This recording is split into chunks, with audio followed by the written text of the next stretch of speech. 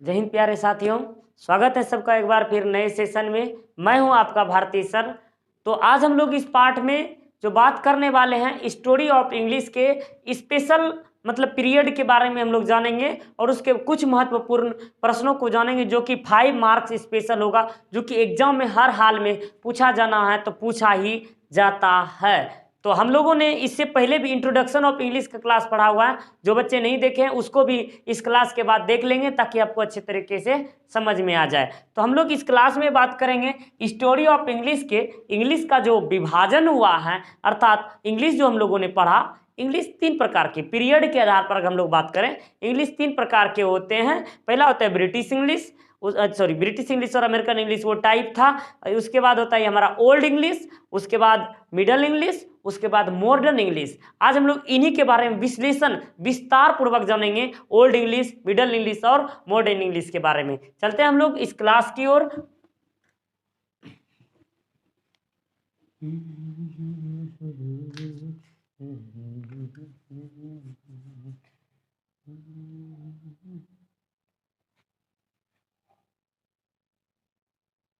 English based on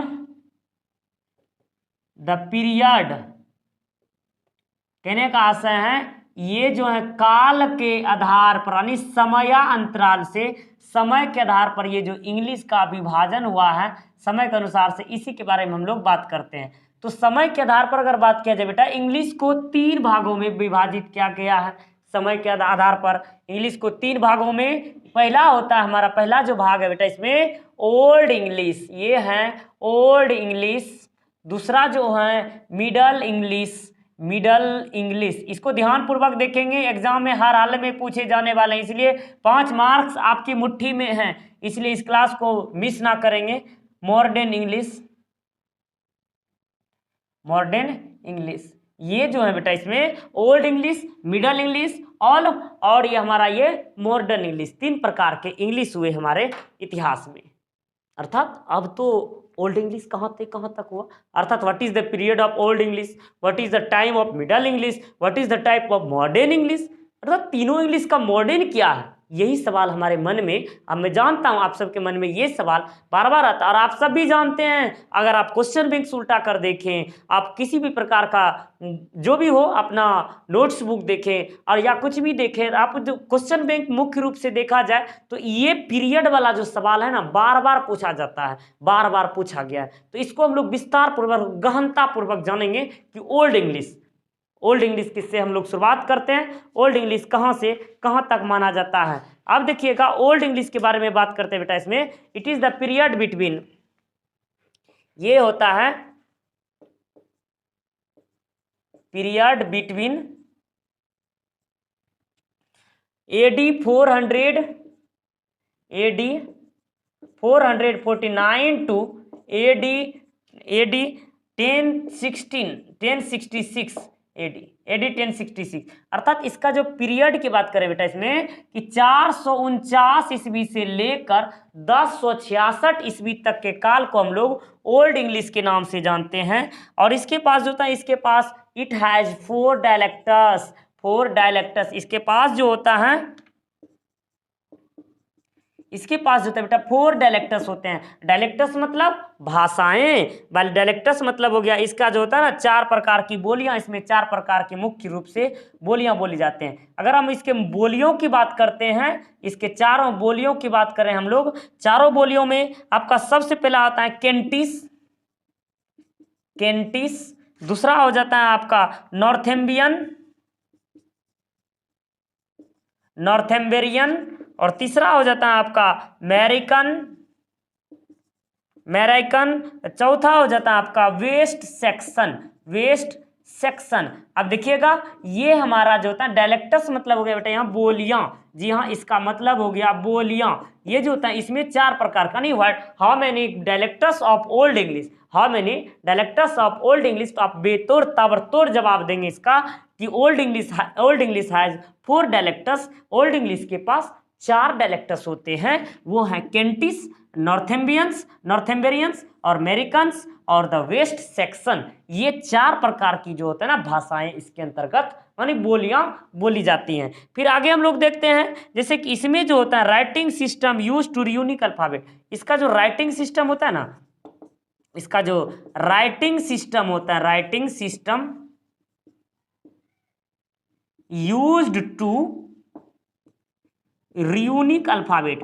देखिएगा बेटा, इसका ये जो होता है रियूनिक अल्फाबेट में यूज करते हैं। आप लोग इसको ध्यान से नोट्स करेंगे, हाईलाइट करेंगे, और 5 मार्क्स आपकी मुट्ठी में है, लेना है तो बस लेना है, 0 से हीरो तक बनना है। तो ये कहते हैं writing system use to runic alphabet, runic alphabet का इसमें से यूज किया जाता है। रियूनिक अल्फाबेट यानी यह जो होता है ना, ये इसका जो है मुख्य रूप से इसको जो है ना देयर वाज मेजर इन्फ्लुएंस, अर्थात इसको जो है ना समझना आसान नहीं था, अर्थात इट इज नॉट अंडरस्टैंडेबल, अर्थात यह जो पीरियड था ये 449 से 1066 तक का पीरियड है, इसको समझना जो था ना बेटा ये आसान नहीं था ओल्ड इंग्लिश में, क्योंकि इसमें जो होता है विभिन्न प्रकार के डिफरेंट टाइप का, मतलब कि हार्ड टाइप का इसका वोकैबुलरी था, अर्थात अंडरस्टैंडेबल था। हालांकि ऐसा इसलिए था कि उस समय अंग्रेजी का जो था विकास उतना नहीं हुआ था, अर्थात अंग्रेजी जानते थे लेकिन बहुत कम जानते थे, इसीलिए उस समय जो हुआ अंग्रेजी का जो भाषा का जो शुरुआत हुआ था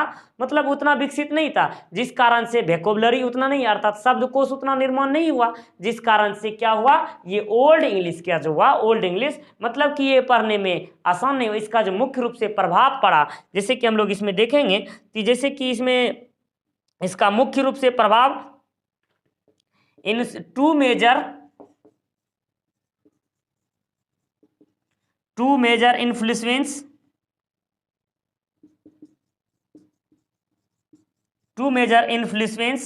इसका जो टू मेजर इन्फ्लुएंस हुआ, एक हुआ हमारा लेटिन भाषा, इसका जो प्रभाव पड़ा मुख्य रूप से लेटिन भाषा, और साथ ही साथ ये स्कैंडिनेवियन था,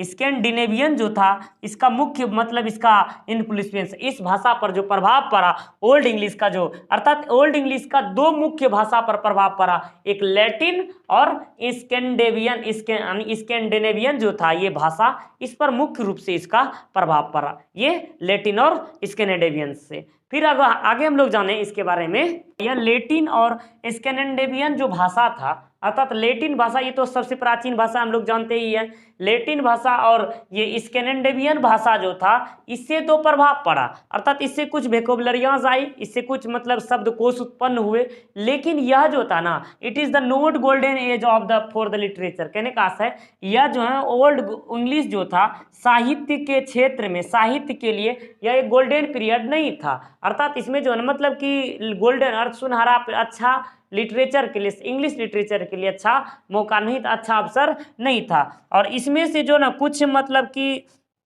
इसका मोनोस्क्रिप्ट्स हैं, अर्थात कि टू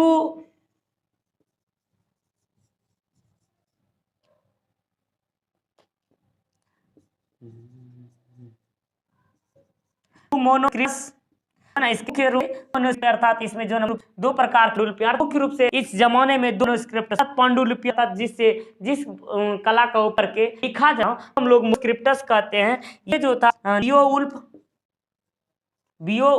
दूसरा नंबर जेनजी था ना यूनियस, जो ये मोनोस्क्रिप्ट है। अब हमको पूर्वक हम लोग इसमें का 2 मेजर इन्फ्लुएंस 2 प्रभाव, और ये मोनोस्क्रिप्ट करता है इसमें कि इस पांडुलिपियां, इसमें पांडुलिपियों की जन आनी आविष्कार हुआ, जैसे कि बियो और ये इसका इसमें से उपयोग हुआ। ओल्ड के बारे में उन्हें यहाँ तक जान मुफ्त से पूछा जाता है इसमें से कि डायलेक्टर साइड द ओल्ड डायलेक्टर नाम लिखे, टू मनुस्क्रिप्ट्स का लिखिए, टू मनुस्क्रिप्ट्स का नाम लिखिए, प्रभाव का नाम लिखिए, इस तरह से सवाल पूछे जाते। तो अब हम सुने हैं मिडल इंग्लिश बारे में, जी हाँ इंग्लिश के बारे में, मॉडर्न इंग्लिश को हम लोग बाद में जानेंगे, फिर पहले हम लोग चल लेते हैं मिडल इंग्लिश के बारे में। यह जो शुरुआत जो होता है बेटा इसमें से यह पीरियड बिटवीन 1100 यानी ये कहा जाता है 1152, अर्थात बिटवीन AD 1152 1500 AD, अर्थात AD 1500, कहने का आशय है इसमें से यह पीरियड जो होता है 1150 लेकर यह 15 ईस्वी तक, 1150 15 ईस्वी तक के का हम लोग मिडल इंग्लिश नाम से जानते हैं, अर्थात मलयालम इंग्लिश के नाम से हम लोग जानते हैं। साथ ही साथ ये इसका मुख्य रूप से 5 डैश होते हैं, यानी इसके जो डायलेक्टर्स 5 लेटर्स हुए कि ओल्ड इंग्लिश हमारा इंग्लिश हमारा फाइव जो मिडिल साइज में 5 होता है। 5 प्रकार की बोली में जो है ना बोली जाने लगे था। नॉर्थ, साउथर, मिड, ईस्ट, मिडलैंड, दूसरा है विमिंड और आपका है कैंटिस।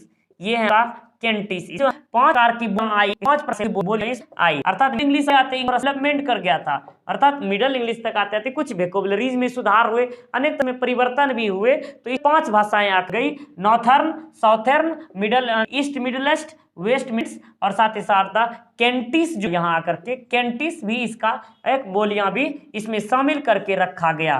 फिर हम लोग अगले इसके बारे में जानते हैं। फिर कहते हैं इट इजी टू अंडरस्टैंड, अर्थात यह भाषा जो हुआ तो मैंने बताया इसमें वोकैबुलरी बना, 5 भाषाएं आई, 5 बोलियां आई। इसमें तो जाहिर है बेटा इसमें कि जाहिर है कि इसमें वोकैबुलरीज आया, तो अब तो इसको समझने में आसानी होगी। वोकैबुलरीज आया, समझने में आसानी होगी। तो इसीलिए जो था मिडल इंग्लिश जो था, मिडल इंग्लिश में मतलब समझना बहुत आसान था, ओल्ड इंग्लिश को समझना आसान नहीं था, मिडल इंग्लिश को समझना अब इजी हो गया। अब इजी हो गया, बदलते हुए समयानुसार ये जो ना इजी हो गया यह। फिर कहता है इट वाज इजी और the writing system the was legibles, अर्थात जो है ना इसको लेखन प्रणाली समझने लायक हो गई, अर्थात इसकी लेखन प्रणाली जो ना बहुत ही समझने लायक हो गई। There was 2 major influence middle English, अर्थात इसका भी 2 प्रभाव हुआ। 2 इन्फ्लुएंस जो हुआ नानी,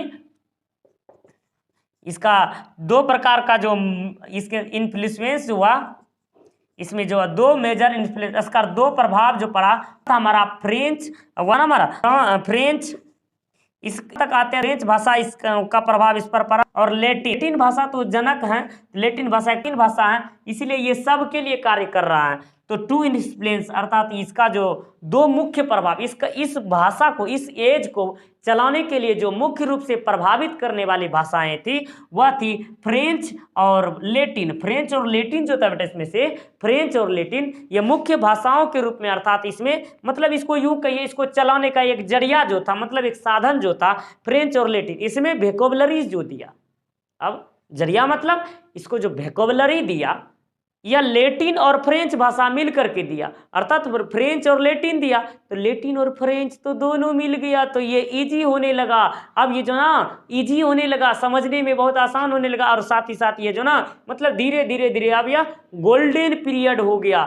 यह जो था ना लिटरेचर के लिए, साहित्य के लिए यह धीरे धीरे मतलब कि गोल्डन पीरियड हो गया। और इसमें जो होता मतलब कि it is the golden period, अर्थात यह जो था बेटा इसमें golden period for the literature, for the literature, यह जो था ना गोल्डन पीरियड जो था लिटरेचर के लिए, यह एक गोल्डन इति यानी साहित्य के क्षेत्र में यह एक सुनहरा समय हो गया। साहित्य के लिए यह जो हुआ ना एक सुनहरा समय हो गया, और साथ ही साथ इसमें अनेक सारे लेखक भी अब उत्पन्न हो गए। अगर इस पीरियड के लेखक की बात करेंगे तो इस पीरियड में मतलब कि कुछ जैसे जोफ्री चौसर्स, गोवर्स और लिंगलैंड, जोफ्री चौसर्स और गोवर्स जो और लिंगलैंड जो था इस एज के प्रमुख रचनाकारों में से शामिल हो गए। और इसी में अब आपका क्वेश्चन आता है कि ग्रेट वावेल शिफ्ट कहने का आशय बेटा इसमें तो बोलियां नहीं आई, इसमें जो बोलियां थी यार इसका प्रभाव समझने में आसान नहीं था। अब जो मैं प्रश्न आपको बताने जा रहा हूं यह प्रश्न बहुत ही ज़्यादा इंपॉर्टेंट है और आपके एग्जाम में पूछा भी जा रहा है। तो कहते हैं what do you mean by great Wavell shift. एक प्रश्न आ रहा था कि ग्रेट वावेल शिफ्ट क्या है, यह हम लोग बता देते हैं आपको। मतलब इसमें जो होता है it started it's period started golden shift Wavell. और इसमें जो था ना मतलब कि ग्रेट वावेल शिफ्ट, सॉरी यहाँ great Wavell shift, great Wavell shift जो था इसमें एक महान परिवर्तन हुआ था। कहने का से ग्रेट वावेल शिफ्ट के बारे में हम थोड़ा सा जान लेते हैं। ये ग्रेट वावेल शिफ्ट क्या था, what do you mean by great Wavell shift, इसको ध्यानपूर्वक समझिएगा बेटा। तो कहते हैं कि ग्रेट वावेल शिफ्ट जो था, अब तो यहाँ बोलियां आई, फ्रेंच और लैटिन का प्रभाव पड़ा, तो यहाँ अब होगा क्या, महान परिवर्तन होगा, तभी तो ये लिटरेचर के लिए हुआ। अब यहाँ आकर के लेटर जो था ना, लेटर जो था वो परिवर्तन हो गया। जिसे हमने जानते हैं कि लेटर जो होता है, यानी लेटर की बात करते हैं साउंड के आधार पर, तो दो होते हैं, मतलब मुख्य रूप से दो, वॉवेल और कॉन्सोनेंट। अगर राइटिंग सेक्शन की बात करते हैं, राइटिंग सेक्शन के बारे में बात करते हैं तो दो होते हैं, फिर वो भी दो, अर्थात मतलब कि कैपिटल लेटर और स्मॉल लेटर। लेकिन यहाँ जो हम लोग राइटिंग नहीं, यहाँ हम लोग साउंड सेक्शन पर बात करते हैं, तब ये राइटिंग चेंज हो जाता है। अर्थात ये ग्रेट वॉवेल शिफ्ट, वॉवेल और कॉन्सोनेंट, और जैसे कि वॉवेल और कॉन्सोनेंट होते हैं जैसे कि इसमें से, और उसी में महान परिवर्तन हुआ। यहाँ अलेटर में जो हुआ ना, यही परिवर्तन ये ग्रेट वॉवेल शिफ्ट के अनुसार से हुआ। अर्थात वॉवेल और कॉन्सोनेंट में जो परिवर्तन हुआ, इसमें परिवर्तन, यही ग्रेट वॉवेल शिफ्ट कहलाया। अर्थात वॉवेल को, जो कि डायरेक्ट हमारे मुख से, अर्थात डायरेक्ट हमारे कंठ से बाहर आते हैं, वो वॉवेल। जैसे इंग्लिश में 5 वॉवेल हो गया आपका ए ई आई ओ यू, अर्थात इस पर ज़्यादा जोर दिया गया। और इसके बाद जो अदर जो होते हैं, अर्थात जिसको हम लोग कंठ के अलावे, अर्थात जो हम लोग डायरेक्ट यूज करते हैं, अर्थात हम लोग जैसे हिंदी में पढ़ रहे थे कि वॉवेल अन्य स्वर जो होता है डायरेक्ट हम लोग कंठ से बोलते हैं, इंग्लिश में जो था वॉवेल और उससे थोड़ा सा बढ़ करके जो था अर्थात कॉन्सोनेंट, वह जो था, इन दोनों में परिवर्तन जो हुआ, एक महान परिवर्तन ग्रेट वॉवेल शिफ्ट के नाम से इसको जाना जाता है। अर्थात यह जो होता है हायर क्वालिटी का मतलब परिवर्तन हुआ, जिसको हम लोग ग्रेट वॉवेल शिफ्ट के नाम से हम लोग इसको जाने, हम लोग ग्रेट वॉवेल शिफ्ट के नाम से इसको जाना। तो और यह हम लोगों ने इस तरह से ओल्ड इंग्लिश और मिडल इंग्लिश के बारे में जाना। अब हम लोगों का बचा है मॉडर्न इंग्लिश। हम लोग मॉडर्न इंग्लिश के बारे में जानते हैं। आप लोग इसको लिखेंगे मॉडर्न इंग्लिश। चलिए, आप लोग इसको लिख भी लिए होंगे, तो आप लोग इसको लिख लिए होंगे। चलते हम लोग अगले इसके मॉडर्न इंग्लिश, हम लोग इसको साफ करेंगे। आप लोग लिखेंगे तो हमें उम्मीद है आप लोगों को समझ में आ रही होगी। आप लोगों को किसी भी प्रकार की समस्या हो तो आप कमेंट्स करना ना भूलें, आप हमको बताएं, ताकि मैं आपकी समस्याओं को समझा सकूं और समस्याओं को सोल्व कर सकूं। अभी लास्ट समय है, अभी हम कुछ भी कर सकते हैं, हम जो चाहें वो कर सकते हैं, याद रखेंगे, जो चाहे वो कर सकते हैं। अब हम लोग बात करेंगे मॉडर्न इंग्लिश के बारे में। जी हाँ, हम लोग जिसके बारे में बात करने जा रहे हैं वो हम लोगों का होगा मॉडर्न इंग्लिश के बारे में। अब जो होता है मॉडर्न इंग्लिश के बारे में बात करते हैं, it is the middle period and the from started from, जैसे कहा जाता है पीरियड स्टार्टेड फ्रॉम यानी आफ्टर, या तो लिख सकते हैं यहाँ हम लोग आफ्टर 1500 AD। कहने का आशय बेटा इसमें यह पीरियड जो होता है 1500 ईस्वी के बाद से, 1500 ईस्वी के बाद से इसका शुरुआत हुआ। 1500 ईस्वी का बाद से इसमें शुरुआत हुआ। और it started just after the great vowel shift. अर्थात यह पीरियड जो हुआ, यानी साथ ही साथ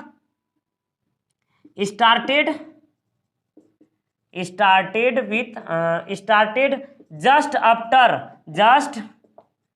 after the great vowel shift. Great vowel shift जो था ये 15वीं से 18वीं शताब्दी में ये महान परिवर्तन हुआ था।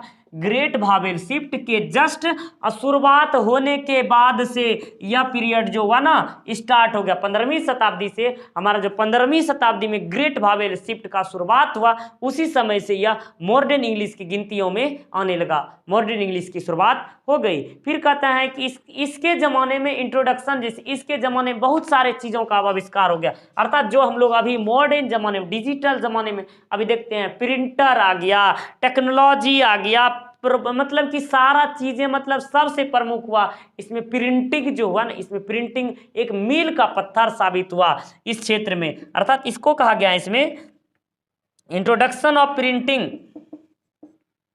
Introduction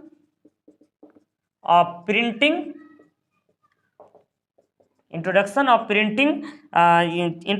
printing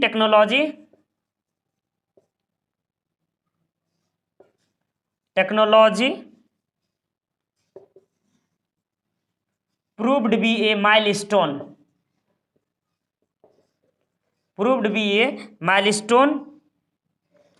in the modern English. कहता है कि इसमें जो हुआ ना प्रिंटिंग प्रेस का आविष्कार अर्थात प्रिंटिंग टेक्नोलॉजी का जो आविष्कार हुआ ये मॉडर्न युग में आकर के हुआ। अर्थात जब से ग्रेट वावेल शिफ्ट का शुरुआत हुआ उसके बाद से प्रिंटिंग टेक्नोलॉजी, आपका ये प्रश्न आता है प्रिंटिंग टेक्नोलॉजी की शुरुआत किस एज से हुआ, हमारे मॉडर्न एज में आकर के प्रिंटिंग टेक्नोलॉजी का मतलब कि आविष्कार हो गया। और साथ ही साथ after this consequence French become the official language of England, अर्थात इस परिवर्तन के बाद मतलब इस after consequent after this consequence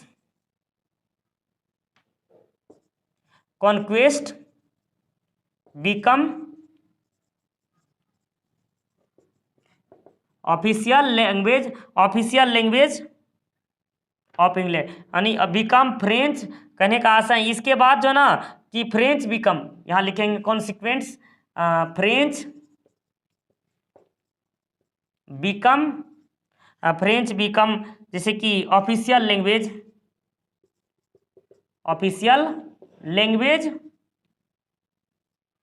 of England. इसका प्रभाव यहां तक डाला कि इंग्लैंड का मुख्य भाषा जो हुआ अर्थात ऑफिशियल लैंग्वेज जो हुआ इस परिवर्तन के बाद, ग्रेट वावेल शिफ्ट परिवर्तन के बाद जो हुआ इंग्लैंड का मुख्य भाषा जो हुआ मॉडर्न इंग्लिश में, अर्थात मतलब कि फ्रेंच जो हो गया इसमें, मतलब इसका फ्रेंच जो हो गया ऑफिशियल लैंग्वेज हो गया इंग्लैंड का। पहले तो हमारा मतलब कि उसमें लैटिन को मानता था क्योंकि लैटिन सबसे प्राचीन था, लेकिन धीरे धीरे जब परिवर्तन हुआ तो फ्रेंच जो हुआ उसका ऑफिशियल लैंग्वेज हो गया, फ्रेंच उसका ऑफिशियल लैंग्वेज हुआ, ऑफिशियल की गिनतियों में आने लगा। और साथ ही साथ इसमें कहा जाता है it is known as the new English, अर्थात हम लोग ये मॉडर्न इंग्लिश इसको हम लोग न्यू इंग्लिश भी कहते हैं, इसको हम लोग इसमें से न्यू इंग्लिश भी कहते हैं, इसको हम लोग न्यू इंग्लिश भी कहते हैं। अर्थात it is also known as the मतलब it is also known as the modern English और न्यू इंग्लिश, अर्थात हम लोग इसको नया अंग्रेजी के नाम से जानते हैं। अर्थात अंग्रेजी का जैसे नया जन्म हुआ हो इसी तरह से हम लोग इसको मॉडर्न इंग्लिश को जानते हैं। फिर आगे कहा जाता है कि यह जो ना आज today 1 billion across the spoken use to this language, कहने का आशय है मॉडर्न एज में अभी दुनिया में 1 बिलियन से भी ज्यादा संख्या में, 1 बिलियन से भी ज्यादा संख्या में इस भाषा का अर्थात इस अंग्रेजी का मॉडर्न इंग्लिश का भी अंग्रेजी अब यूज होने लगा। 1 बिलियन से भी ज्यादा भाषाओं में इसको यूज यानी विश्व में यूज होने लगा। और इसके साथ वाइडली स्पोकन लैंग्वेज, अर्थात यह जो है ना मतलब कि दुनिया को एक सूत्र में, कहने का आशय है यह जो मॉडर्न इंग्लिश जो हुआ अभी दुनिया को एक सूत्र में बांधने का कार्य कर रहा है, टेक्नोलॉजी विकास होता जा रहा है। और साथ ही साथ इसमें इंडिया में बहुत ज़्यादा इसका प्रभाव पड़ा और मॉडर्न एज में जो ना अभी इंडिया का विकास जो है इंग्लिश का फ्यूचर जो है बहुत ही ब्राइट हो गया, बहुत ही ज़्यादा मतलब उज्ज्वल हो गया, उज्ज्वल भविष्य हो गया इंग्लिश का भी। और साथ ही साथ it is standard form of the grammar today, इसके पास जो है अभी standard grammar form of today, अभी जो है ना इसका ग्रामर जो ना बहुत स्टैंडर्ड फॉर्म में हो चुका, अभी इसका ग्रामर सेक्शन जो है बहुत स्टैंडर्ड फॉर्म में आ चुका है। और नोटेबल राइटर्स इसमें जो ना बहुत सारे मतलब कि इसमें अंग्रेजी के राइटर जो ना बहुत ज़्यादा है, मतलब इसमें बहुत ज़्यादा से ज़्यादा संख्या में अंग्रेजी के जनक और रचनाकार पैदा हो गए, अर्थात बहुत ज़्यादा से ज़्यादा इसमें रचनाकार सब आ गए। तो इस तरह से हमने modern old English, middle English और मॉडर्न इंग्लिश के बारे में हम लोगों ने जाना। और था हमारा एक था नॉर्थ कॉन्सिक्वेंटेंस क्या था, ये था हमारा क्वेश्चन, देख लेता हूं मैं। फिर कहता है इसमें जैसे इसमें था नॉर्मन कॉन्सिक्वेस्ट, ये जो था नॉर्मन कॉन्सिक्वेट्स जो था the Norman conquests England's military invasion of England, कहने का आशय है इंग्लैंड में नॉर्मन कॉन्सिक्वेंट्स जो था विलियम द विजेता द्वारा इंग्लैंड का एक सैन्य आक्रमण था। अर्थात नॉर्मन सीक्वेंस जो था मतलब मिडल इंग्लिश में था यह, मतलब कि यह एक विजेता द्वारा एक सैन्य आक्रमण था जिसने अंग्रेजी में जो ना बहुत ही महत्वपूर्ण घटना का हवाला दिया हुआ था। तो हमें उम्मीद है आप लोगों को यह इंग्लिश का क्लास मतलब स्टोरी ऑफ इंग्लिश से 5 मार्क्स सब अपना लेंगे, अब 5 मार्क्स अपना लेंगे। तो इस तरह से हमने इस क्लास में 5 मार्क्स के बारे में जाना और हमने समझा।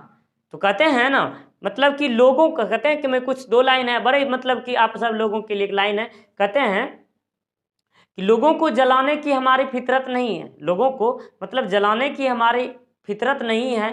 अगर लोग हमारे सहूलियत मतलब हमारे मासूमियत से डरते हैं तो इसमें हमारा क्या कसूर।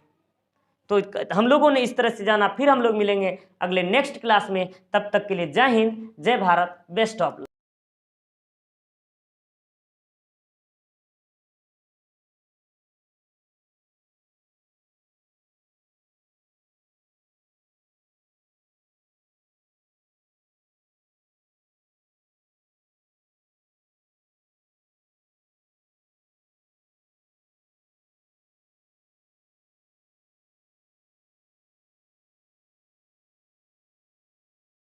तरह से जाना। फिर हम लोग मिलेंगे अगले नेक्स्ट क्लास में, तब तक के लिए जय हिंद, जय भारत, बेस्ट ऑफ।